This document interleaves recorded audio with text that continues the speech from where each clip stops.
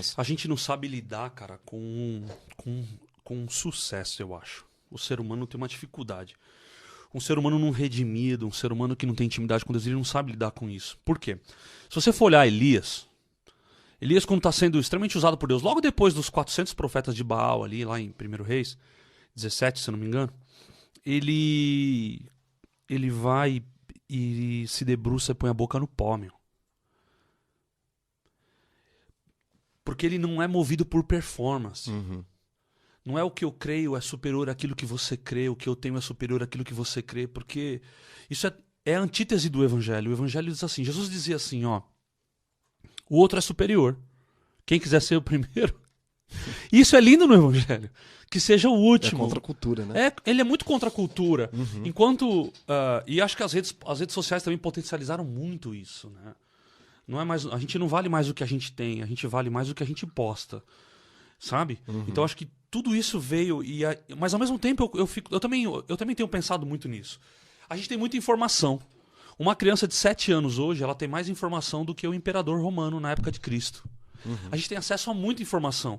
Então tem alguma coisa acontecendo. Se a gente pode consumir informação de qualidade, se a gente pode, de alguma forma... O tempo todo está sendo transformado por causa de Romanos 12:2, por causa da presença de Deus na nossa vida, a ação do Espírito Santo em nós, mediante a luz das Escrituras, tem alguma coisa que não tá descendo ao coração do homem.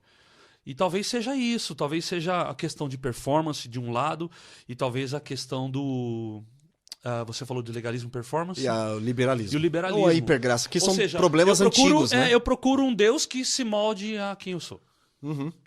E na verdade... Eu cancelo a santidade dele, eu Isso. cancelo aquilo que, de alguma forma, vai gerar em mim mudança. Cara, eu fui um cara extremamente mentiroso, Robert.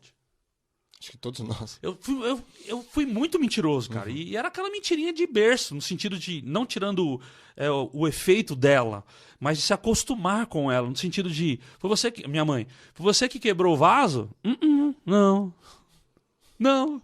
Foi você que não sei o que lá? Não. E aí você vai. E aí, parece...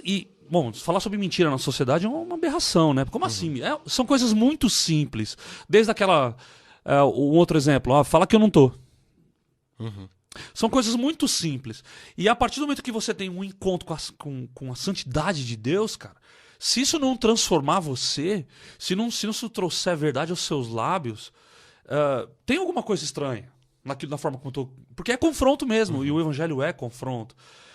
Eu acho que existem uns momentos também, como você bem falou, né? São as situações. Aí eu acho que entra um pouco da cosmovisão. Não tem a ver com atualização.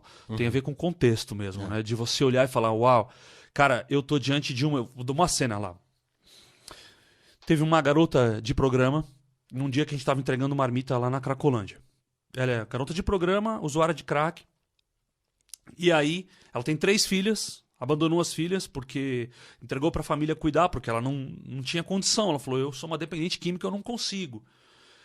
E ela veio, aí ela se ajoelhou aos meus pés assim e falou assim, a minha vida não tem valor.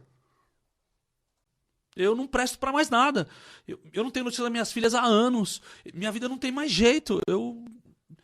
E aí, diante disso... eu poderia dizer uma série de coisas para ela. Eu não preciso dizer para ela que o crack está destruindo a vida dela. Embora isso seja uma coisa intrínseca na mensagem do Evangelho, né?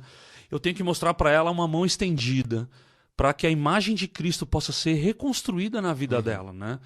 E, consequentemente, eu só vou poder confrontá-la se eu estiver oferecendo uma mão a ela. Porque não é bater e sair correndo.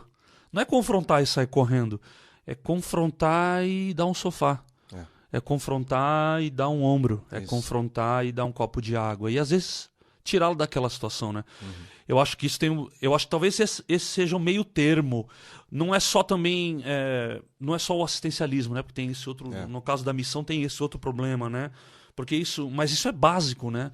Um ser humano não se sentir valorizado, e ela batia na própria pele, assim, cara. Foi uma cena muito forte. Ela dizia, eu não tenho valor, a minha vida não tem mais jeito. E aí, diante daquilo, eu me ajoelhei junto com ela e eu orei. Eu falei, cara, em Jesus tem jeito. Com Jesus tem jeito. Talvez suas filhas nunca te perdoem. Isso é uma coisa que eu penso também.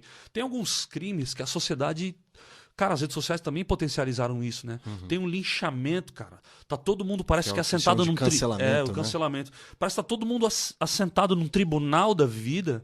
E um deslize, seja ele grave ou não, é o suficiente para que você destrua um ser humano. Os mesmos que militam por uma causa A ou B, que querem perdão para uma minoria, eles são os que lincham uma outra minoria em seguida. Né? Assim,